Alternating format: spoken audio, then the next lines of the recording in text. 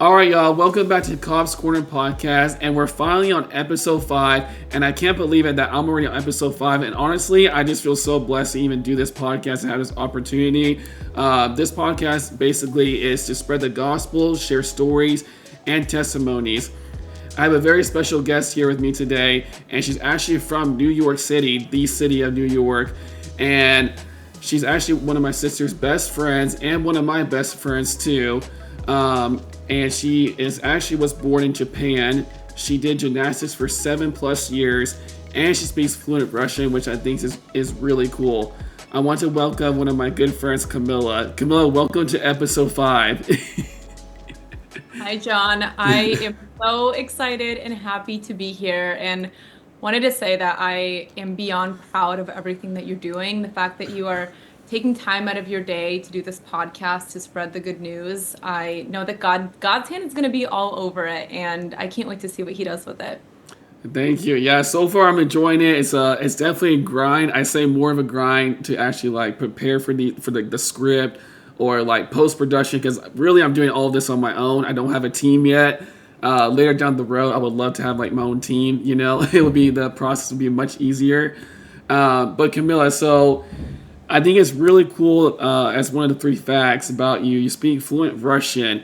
Would you please speak like maybe like 2 sentences in Russian, because low key in my analytics, like for like you can see the analytics in for my podcast of like who's like listening, and low key some Russians like listen to this podcast, which I think is crazy.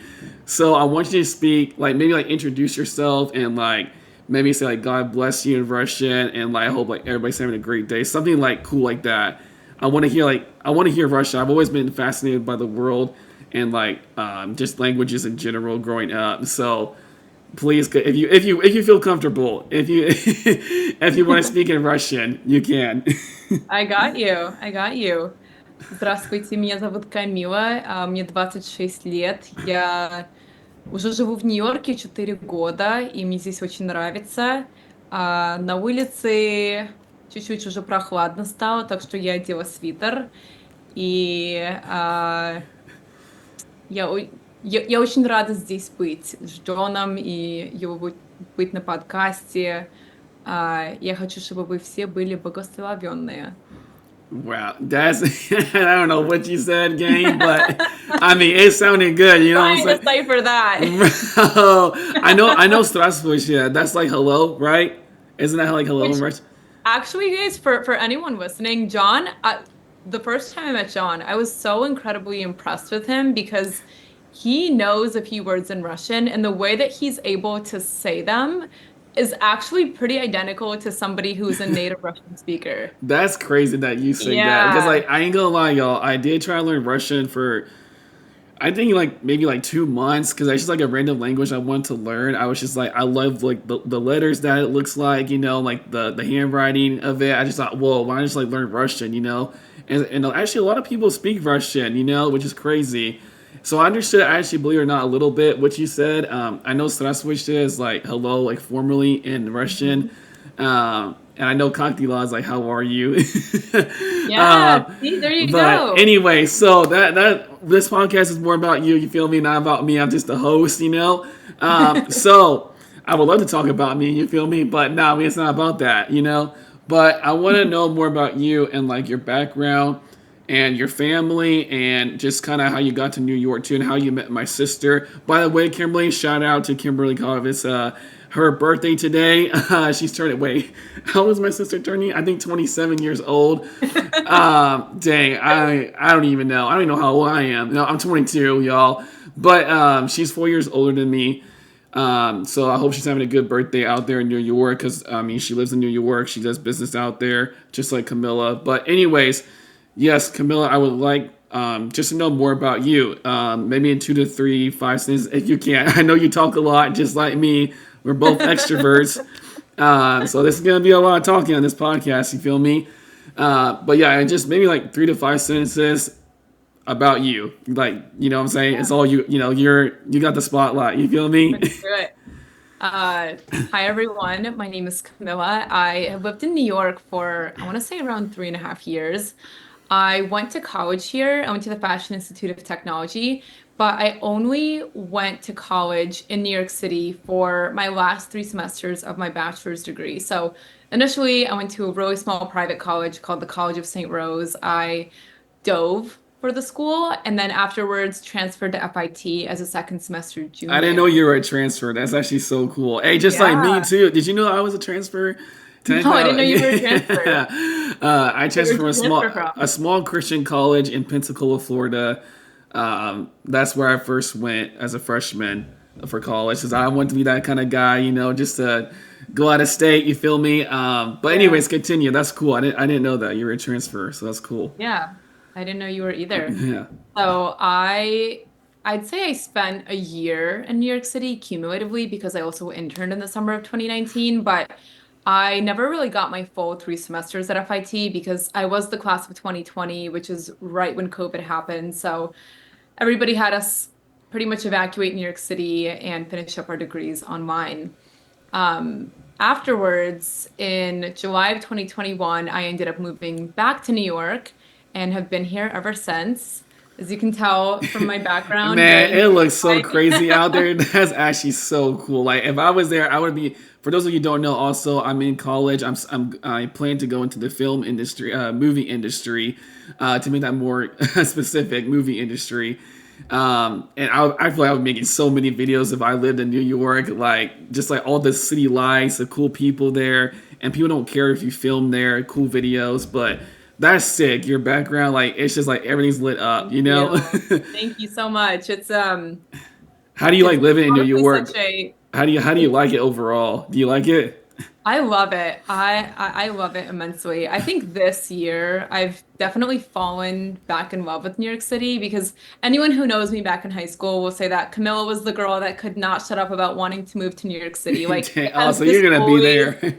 yes, exactly. It has always been my goal to moved to New York City and I've wanted to do it ever since I was a little girl. So I think even to be here is such a pinch me moment. But I will say it has definitely taken me a solid 4 years from when I graduated college to now. I'm 26 years old to finally feel like I've gotten my ducks in a row. It took me a while to really decide what I I like wanted to that do. saying. Sorry. It's a good one, I right? like It's a those good old one. sayings,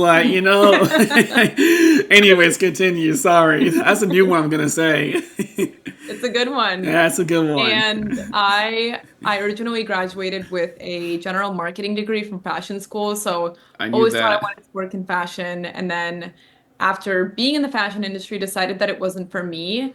And then kind of had this moment of like, okay, I'm in New York City. I don't really love the job that I'm in, so where do I want to go from here? And by God's grace and provision, I ended up in tech sales, which is, in my opinion, is truly the most perfect profession that I could have chosen. It gives a really great balance of work-life balance, but at the same time provides a lot of rigor and it really pushes you to be a better employee. And I also enjoy that it has a mix of interpersonal skills, but also analytical as well. In my two previous roles, it was purely analytical, and I realized that I really needed something that was more face to face. But with all that to say, it took me a solid 3 years to really decide what field I wanted to be in. It That's took a lot right. Hey, of, I'm still figuring it out too. yeah, it took a lot of trial and error. I mean, Yeah. I was grinding, you guys, like at 22, 21, I bet it's like, a lot of prayer too, and just a lot of like you're talking oh to your family yes. about it, and even friends too. To get friends will give you opinions. Yeah, Exactly. I think that's So, so cool that you work in the tech sales. I've thought about that too, to like kind of do that area. So I'm kind of a tech nerd too. I like technology. You feel me? yeah, yeah, But no, that's cool. me too. So And you're. Oh, sorry. Continue. oh no, you're good. I would say, aside from that, aside from working in tech sales and living in New York City, I truly became sold out for Jesus in July of 2020. And I honestly, in hindsight, I am incredibly thankful for COVID because it allowed me to fully just be in a place of rest where Yeah. I had nothing else to do but to really open up the word. And really from there, I Jesus completely changed my life. That's cool. I was always a believer growing up, but I didn't really know what it was like to have a You didn't have like true, an actually relationship with him. exactly, to have a true fruitful Those are relationship two with completely God. different things I'm realizing as a college student, and it's true. Like to actually have a relationship with him, I think I'm getting better at it day by day. And I know you are. That's cool. It is Hey, honestly, COVID helped out some people too. It's good and bad that what happened there. Did absolutely. you ever get So COVID, by the way? Just a random question. I did. I actually did get COVID, which was interesting because I went so long without having it, and I thought that I would be one of those few unicorns that didn't end up ever getting it, but Dang, but it pulled up. yeah. That's funny. Low key But I did though. end up getting it. Low key, I got corona too. I didn't even know I had it. I was like, oh, I think I feel bad, and like I just slept through it for 3 days.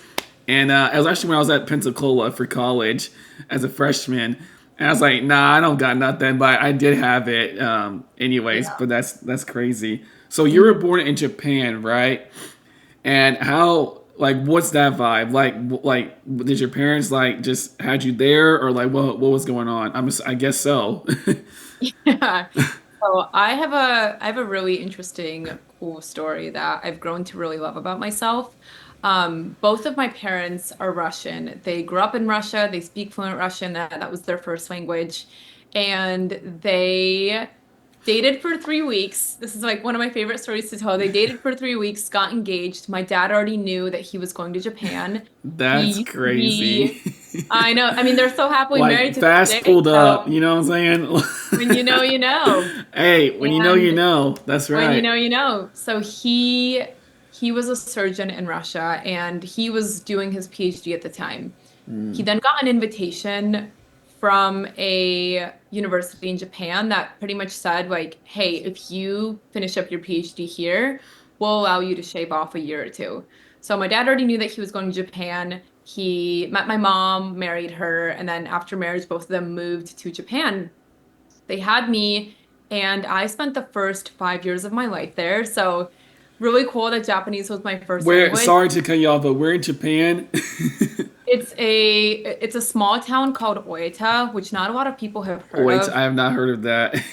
Yeah, it's like in this province called Beppu, which if you say Beppu, most people know about it, or I guess it's a little more familiar than Oita. But anyway, it's so interesting to think about me as a 5-year-old in Japan because John, I really like I did not see myself as any different than all of my other Japanese preschool You classmates. just thought you I were like Japanese fully, too.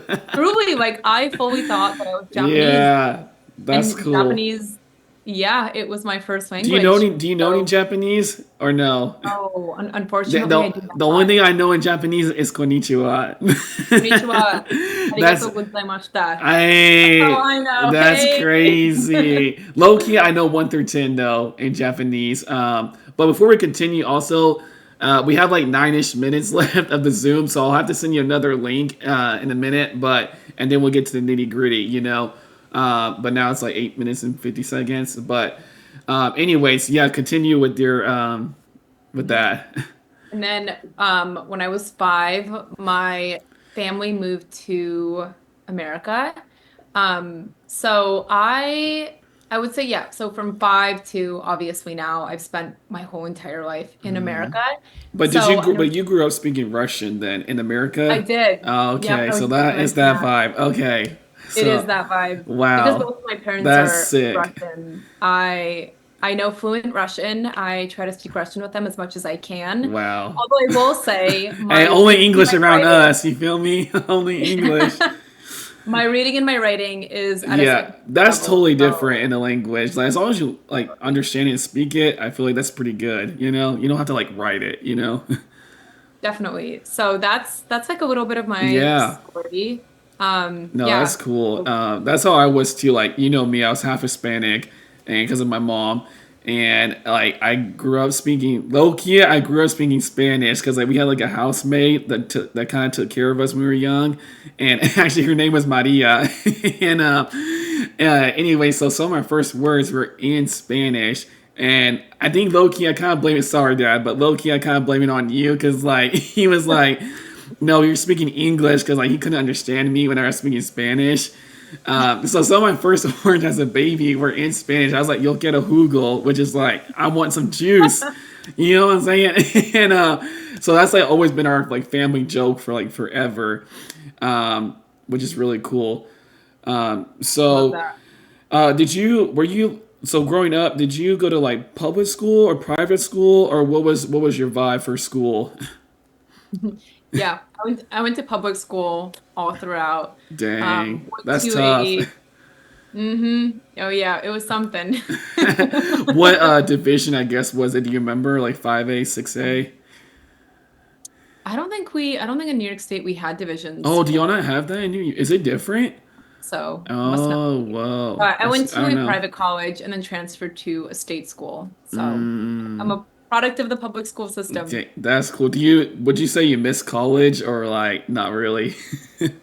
Honestly, not really because I don't really like recognize the person that I was in college versus now. Not that I Did had some like, super crazy past, but it's just more so of like Jesus totally met me in yeah. July of 2020, right after I graduated. And so when you truly become transformed by Christ, you kind of look at the person that you once were before, and you're like, I totally feel completely made new. So do I miss college? No, but I I would like to offer, 20-year-old me a few Yeah.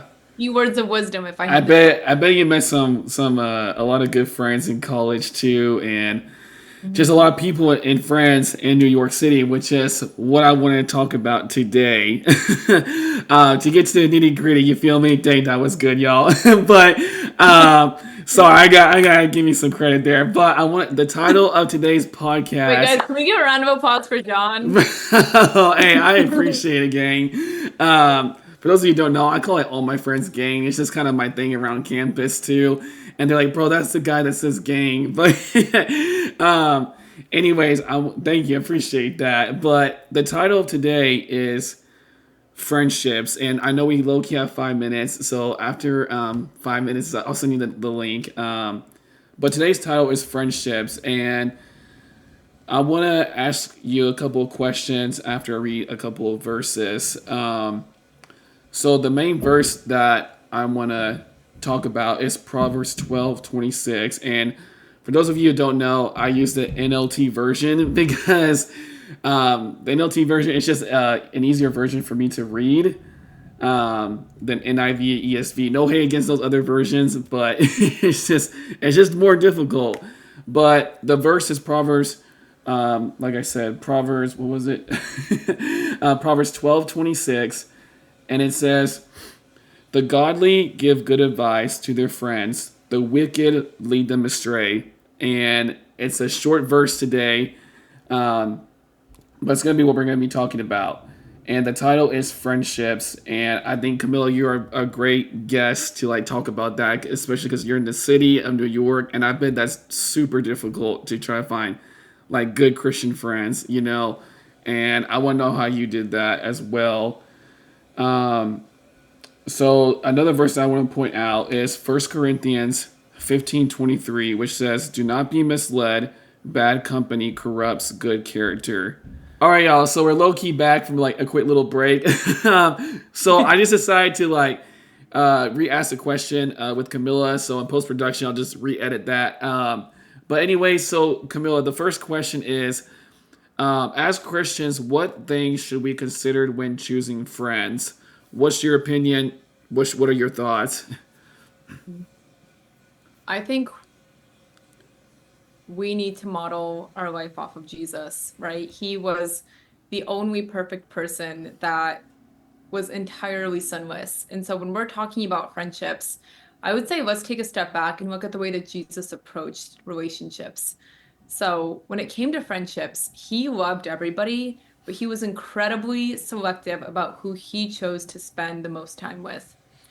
He fed the 5,000 in the book of Acts, trained the 120, discipled the 12, but he only mentored the three. Those three were Peter, James, and John. So much to the point where it was only these three disciples that he brought into the Garden of Gethsemane. And in the in the book of Galatians, Paul talks about Peter, James, and John as the three great pillars of Christianity. Mm, And so for me personally, I like to look at friendships within the lens of two circles.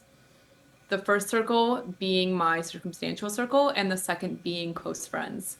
So, our circumstantial friends, these are the people that we meet as a result of a situation or a circumstance. So, a really good example of this is if two moms have kids that both play soccer, those moms become friends because they end up at their kids' soccer game every single week. mm. Or if you're in the same sorority as your friend in the same college, you become friends because you are under the same roof. So these are friends that happen Just by like, accident, pretty yeah, much. out of the blue. Yeah. But our very closest friends should never be as a result of circumstance, but rather as a result of intentional choice. And I think that there's this one quote that I'm sure many of us have heard that says that you are the sum of the five closest people around you. And so when you're considering the five closest people that you spend on a day-to-day basis, think to yourself, are these people that I want to look like? Are these people where if a non-believer saw me hanging out with these people, that they would say to themselves, wow, something about that specific group of friends is different.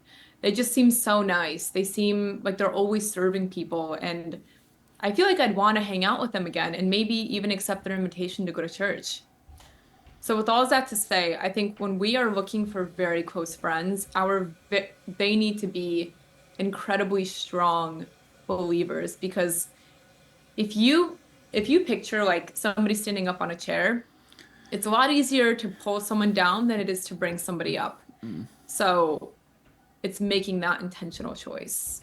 All right, yeah. So the second question is that was good. That I want to ask you is what kind of friend do we want to be when others are considering us as a friend?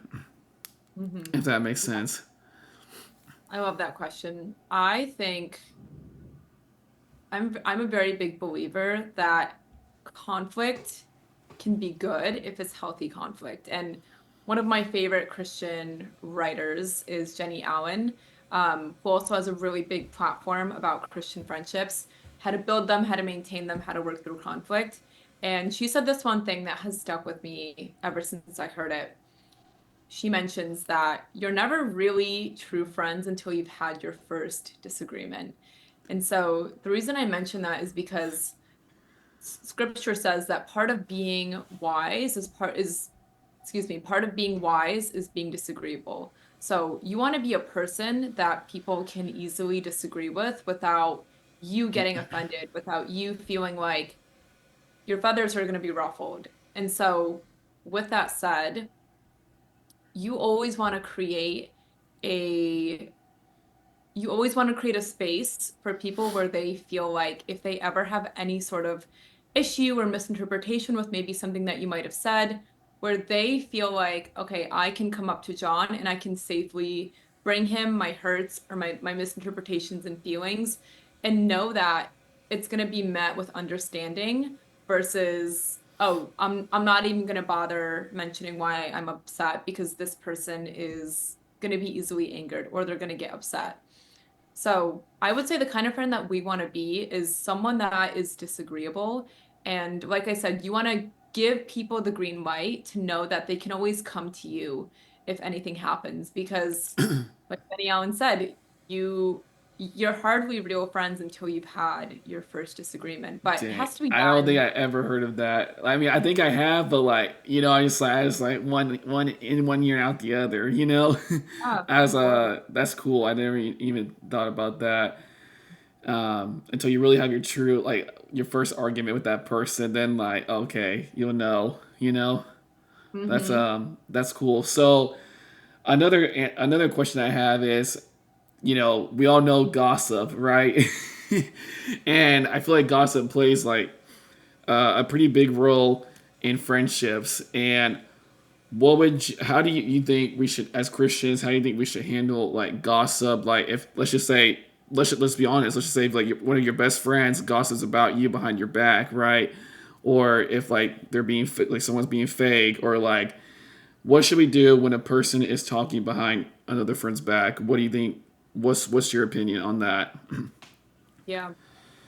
Well, scripture says that the person who is receiving stolen goods is just as bad as the person who is stealing them. So this pretty much Mm. says like if somebody if somebody is telling you negative things about somebody and you are not doing anything to stop it, scripture says that you are just as guilty as the person that is spreading the gossip because you are fully receiving it and you're not doing anything to stop that. So I would say if you have a so it's sorry, is the question if that person is talking about uh, someone else you or you yeah, found out they're about like let's say like you and I are best friends, and like I talk behind your back. You know what I'm saying? It's like that, if that Mhm. makes sense. And I talk bad about you, whatever. And how would you? And like you somehow find out, and through another friend, right? Or through Mhm. social media, maybe. Like how do you handle that? You know? Definitely. Um, I think whenever you are resolving any sort of conflict, it's always best to do it in private, and you never want to do it in front of a group of other people. Yeah, because there's so many rumors spread, and then like it may not be the right thing, and like May not be the right thing, may not be yeah, the right time. I think the first thing you want to do is you always want to assume that people had the best intention before they give a chance to explain themselves. Because think about all the times that we have said and done things where we kind of look back at that and we're like, man, that was not my best moment, or like, why did I even say that? How could that even slip from my mouth? And so you always want to assume the best intention of somebody because nobody is perfect. And when you understand the amount of grace that we've been given as Christians on a daily basis, we start to become a little bit more gracious with the person that has wronged us. hmm So I would say always approach this person individually. You never want to try to involve other people because it is yeah. between you and that I've had person. experiences with that. Yeah. Mhm. And then aside from that is you want to choose a time where both people are well rested. You know, you never want to do it when both people are tired Yeah, and a lot of because people don't conflict, understand that. yes, conflict is never going to be resolved Yeah, when two people it's are crazy. tired. Yeah. It doesn't mix well and it's never going to, Always do it at the right time in their lives too, or like your yes, own life to you, you know? It goes absolutely both the right ways. time in their life. And so my best advice would be is to go to that person straight to the source. Don't try to involve other people in the friend group. It's between you and that person. And again, choose a time where both of you are well rested. You're not doing it at night, you're not doing it in front of other people. And you just come up to that friend and say, "Hey, I heard that you may have potentially said these things and I really just want to try to understand why that was said because maybe I'm not understanding something. Maybe there was a misunderstanding, or maybe I'm just not understanding the situation correctly. Can you give me a chance to explain what this was?" Because right then and there, you are giving people a chance to explain themselves versus if we are going into something like this super hot and heavy and we're going into it with like a fists up in the air mentality, then chances Man. are they're going to be pretty rattled themselves and no Yeah. conflict is going to be resolved Like as it might be a quickly fight that might happen, you know? as Like an actual as fight. well. So you really want to go into it with a heart posture of like, I just want to understand why you did this and give people a chance to explain themselves, truly. And with that, then I would try to explain your hurts. Yeah. What do you And you think? know what? Like, Go ahead, if go ahead. I think if they are a mature friend, then they're actually going to be really glad that you brought this up to them versus sweeping it under the rug and having it fester. And then as a Yeah. result, distancing yourself from that person. And then they have to try to decipher why you're being distant. So, all in all, always do it one on one.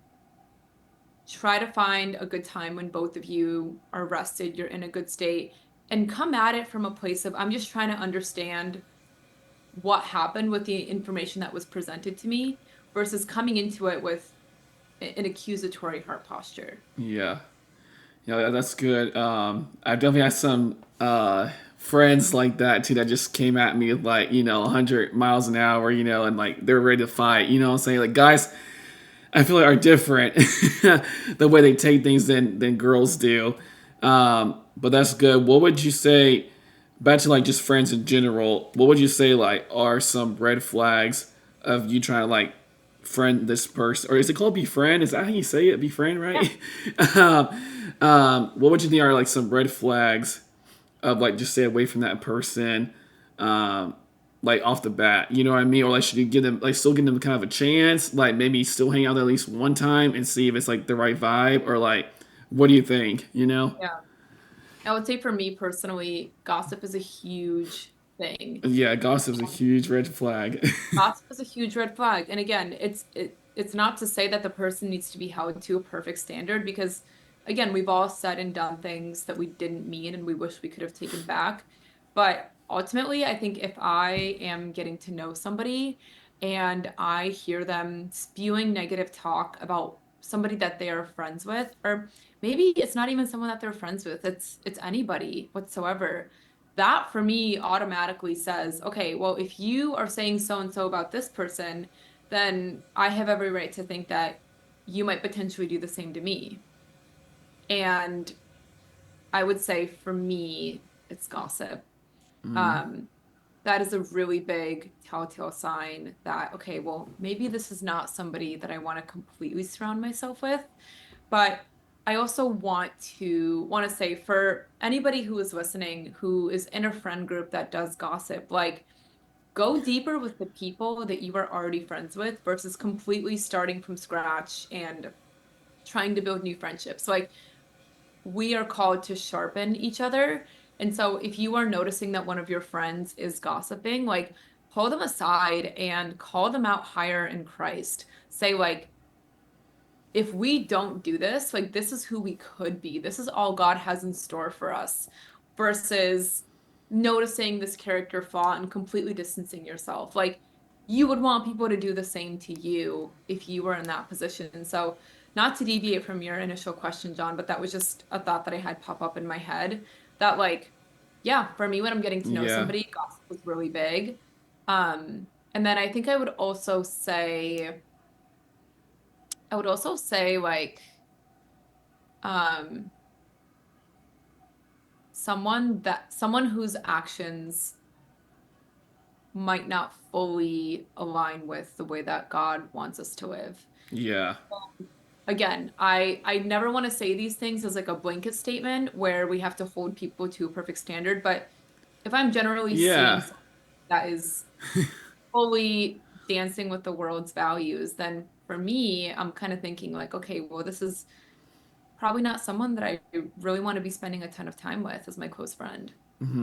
Um so Camilla, do you think you have like any life verses or a verse in general um that will help with this topic, or like that's just gotten you through the good and bad times? I don't know. Do you even know, like, do you know what a life verse is? Because my life verse is like Jeremiah 29:11. That's what I tell people all the time, just to help me out through like any situation in life. And I think my sister's life verse is Proverbs 3:5-6. And so I was just wondering, like, what's your life verse, or any other favorite verses you might have that may Yeah. relate to this too?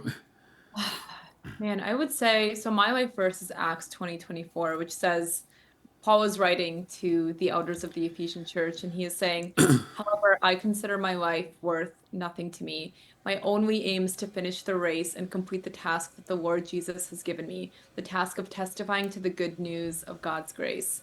So, although this may not be a verse that directly relates to friendship specifically, this is a verse that has gotten me through some of my toughest battles because every time I read it, it grounds me and I can tell myself, okay, all of these little things that I'm worrying about, I mean, none of it really truly matters because our only life mission and purpose is to one, continue to create disciples, 2, love God with all our mind, soul, and body. And 3 is to love your neighbor as you love yourself. And aside from that, I mean, none of this really matters if we're not continuing to spread the good news of God's grace. So that is a verse that I hold very near and dear to my heart too. Yeah, that's good. Um, yeah, there's a lot of favorite verses in the Bible for sure. But overall, hopefully, I think I learned a lot too just by listening to you. You did good answering these questions. I know you're a very strong Christian, and so am I. I'm trying to get better every day. None of us are perfect, we're all trying every single day. I feel like it's even harder for me because I'm a college student, like I said. But hey, you're in the city, you're in New York, so that's pretty tough too to like, you know, for you to be a Christian. But I wanted to say thank you again, Kamilla, for being on episode 5, and thank you for your time as well. I know it's like an hour ahead. We're like an hour ahead, right, in Texas? Like, that's crazy. But I'm so excited to pull up for Thanksgiving. We already got the flights down. You know what I'm saying? Yeah, So yes. I'm excited to actually see, and maybe we can do an actual podcast in person for Thanksgiving. You know what I'm saying? I agree. Yeah, uh, so for anybody listening, John and his entire family are pulling up to New York City for Thanksgiving. My family is going to be in New York City for Thanksgiving, so we are going to do the collab. Honestly, like the collab of the century, like Cobb's ex Sabarovas, Yeah, like how do you pronounce your last name? Because I don't even know. I never asked you that. Like, how do you pronounce your last name? Safarova. That's for sure Russian. That's That's great. for sure. Oh yeah, Wait, what's your it's mom's on maiden last name? Wait, what is it? Piliulina. Sorry, it It's keeps lagging out. Piliulina. Oh wow. Okay, that's crazy. Okay, I finally heard it, guys. Oh my gosh. Yeah, sometimes it's laggy, but yeah. Anyways, hopefully we'll be doing a podcast. In the rooftop of New York. You feel me? It'll be that kind of vibe. But anyways, yeah. Thank you again, Camilla, for episode what is it, 5, I believe. And for joining, Cops Corner podcast. That's low-key a catchy name. I know. But yeah, and hopefully you guys, the people that are watching and listening, got something out of it. I know it's a shorter podcast. But yeah, hopefully I'll be having more episodes in the future. Weekly is the goal, but it may not be every week, but the goal is weekly. So yeah, anyways, I'll be praying for y'all, and this is episode 5. We're out.